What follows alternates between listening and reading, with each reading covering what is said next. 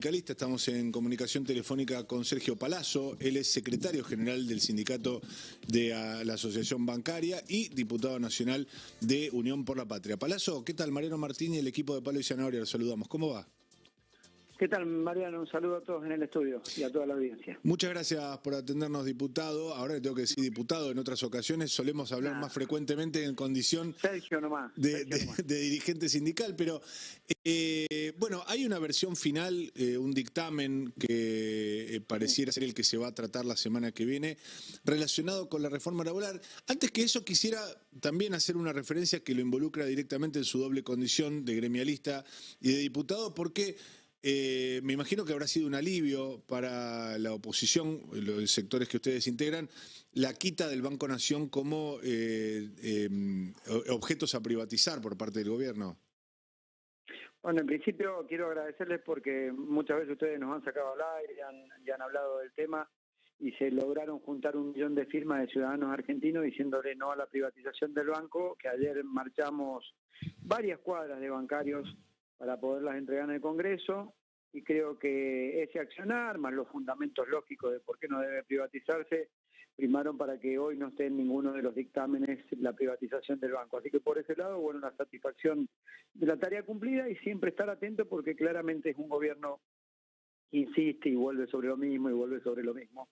Así que seguramente en algún momento va a intentar y tendremos que estar con la guardia alta. Con respecto a la reforma laboral que vos me planteabas recién a la audiencia, si es más light o menos light, es una reforma laboral regresiva. Si uno la compara con lo que era el proyecto anterior más DNU, o si uno la compara con el proyecto que había presentado el diputado de Loredo para que se tratara en la comisión, sí, uno puede llegar a pensar es menos, pero ese menos, ¿qué significa? Y sigue significando que se le quitan derechos a los trabajadores y es regresiva. ¿Por qué?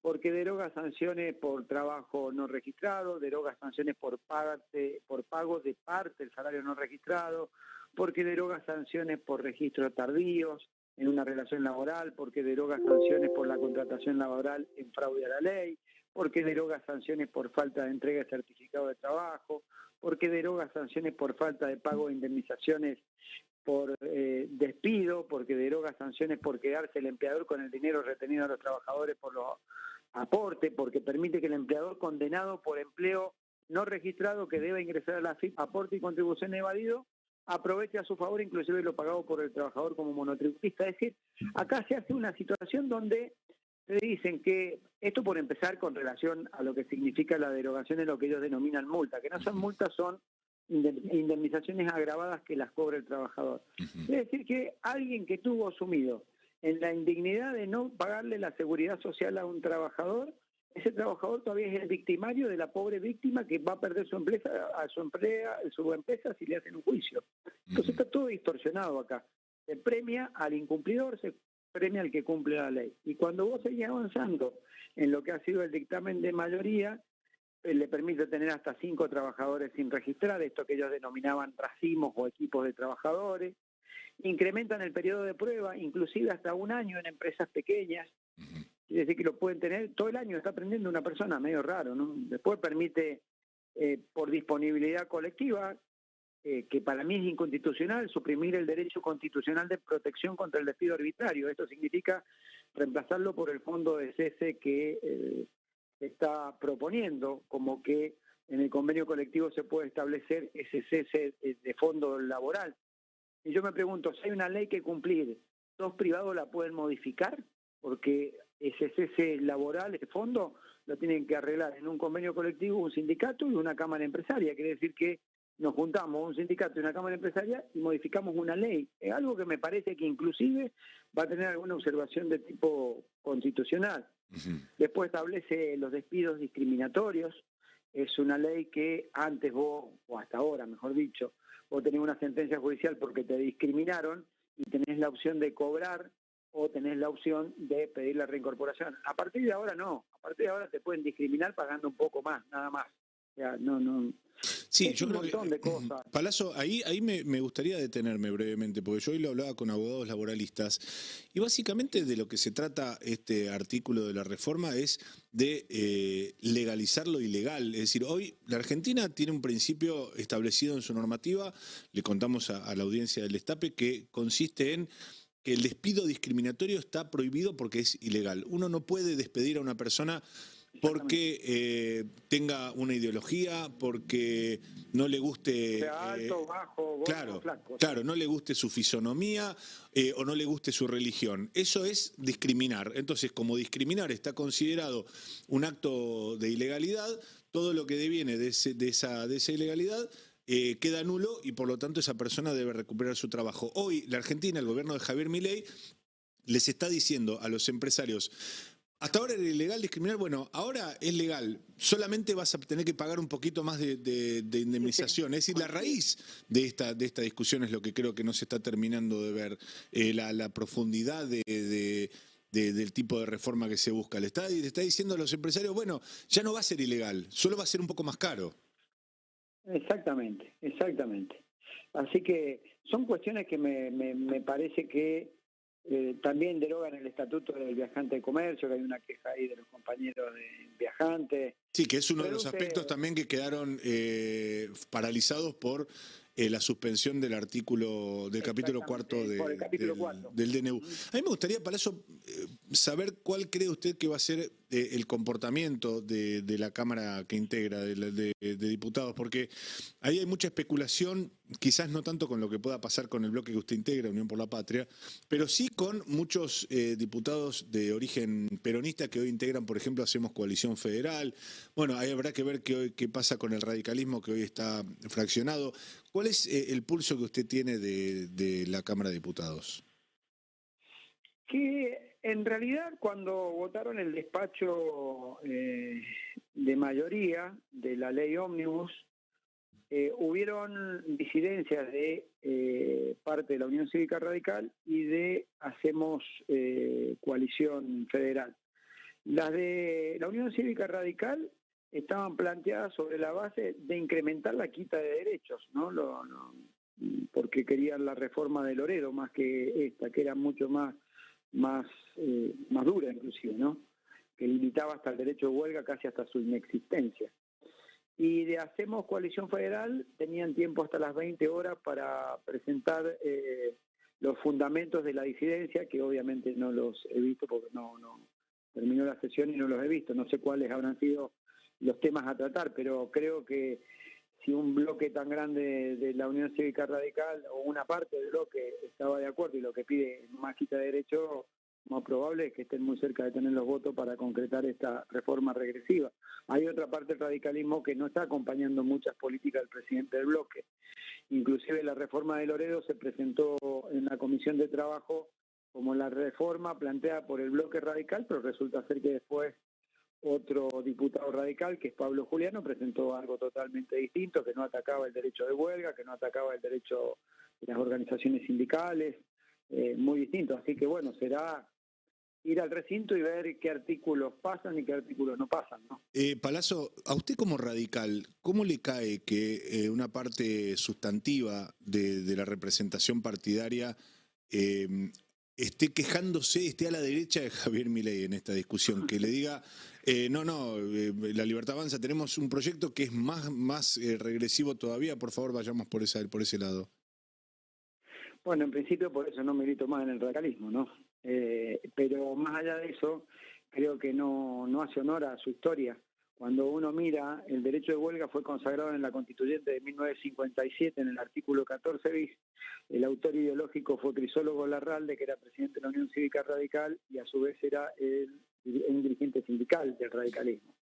Y los convencionales constituyentes instituyen el 14 bis el derecho de huelga, y ahora resulta ser que el presidente del bloque radical lo elimina porque establecía una serie de actividades esenciales que tenían que prestar el 75% de actividad el día de un paro, y creaban una serie de actividades trascendentales, creo que le llamaban, o trascendentes, algo así, donde prácticamente estaban todas las actividades que tenían que prestar el 50% de actividad laboral en un día de un paro. un radical lo instituyó como derecho constitucional y otro lo quería eliminar a través de una ley. Como mínimo creo que hay que refrescar parte de la historia de ese radicalismo. Antes de que la jornada de 8 horas fuera tal a nivel nacional, que fue promulgada en 1929 por Irigoyen, en 1918 un gobernador radical le impuso en la provincia de Mendoza, que era Encina. Es decir, que tiene una rica historia el radicalismo como para discutir beneficios a los trabajadores en lugar de estar discutiendo quita de derechos. En este proyecto de ley no hay un solo, Mariano, no hay un solo artículo que favorezca a los trabajadores, son todas pérdidas, inclusive en materia de ingresos cuando se discute el tema de impuestos a las ganancias. Eso le iba a preguntar, Palazzo. ¿Qué tal? Fernando Sibeira, buenas tardes. ¿Cómo te va, Fernando? Iba a preguntar el tema impuesto a las ganancias. Bueno, hay algunos dicen que es un impuesto progresivo, porque lo pagan los que tienen más ingresos, que existe en casi todo el mundo, etcétera, etcétera. Pero lo que pasa es que esto se vuelve a incorporar en un mismo proyecto donde, por ejemplo, se baja la alícuota de bienes personales y se le da muchas facilidades a los que tienen bienes personales, donde hay un blanqueo para los que evadieron, una moratoria, todo en el mismo proyecto. Y además hace unos días, en Chau Chau, el presidente le dijo a los millonarios de este país que no paguen impuestos, que evadan, etcétera. Entonces, bueno, se da en un contexto muy particular esta reincorporación o reimplantación del impuesto a las ganancias a los trabajadores, ¿no? Mira, el gobierno lo que impulsa es retomar la ley previa a la derogación de impuestos a las ganancias y creación del impuesto cedular, y lo que hizo fue actualizar por inflación al momento en que salga la ley. No ha hecho otra cosa y te quitó exenciones o descargas que vos podías hacer. Si vos tomás los montos de los que estaban exceptuados de pagar ganancias y lo traes por inflación a abril, si querés, te da 1.600.000 y pico mil. Si le sumás mayo, va a terminar en 1.800.000, que es lo que ellos dicen. Pero a su vez, es 1.800.000 mentiroso. ¿Por qué? Porque antes vos tenías el artículo 26, inciso X, y el artículo 82.4, que te permitía una serie de deducciones que iban, por ejemplo, bono por productividad, de falla de caja, conceptos similares de naturaleza, te ponía viáticos, gasto de movilidad, compensaciones análogas, avales alimentarios, que eran los tickets canasta convertidos en pesos por ley. Todo eso vos lo podías desgravar. Si vos eso lo desgravabas, podías desgravar si trajeras lo que era la ganancia no imponible, la actualizás por inflación a las mismas fechas, a mayo, y aplicás el 40%, por cada uno de esos rubros vos podías desgravar hasta 331.000 pesos por año. Quiere decir que 30.000 y pico pesos por mes. Vos cuando empezás a sumar todos esos ítems, te das cuenta, cuando el aguinaldo no lo podés grabar, cuando no podés grabar esto, lo otro, vos arrancás pagando desde 1.200.000 más o menos impuesto a las ganancias. Eso es lo que arrancás pagando.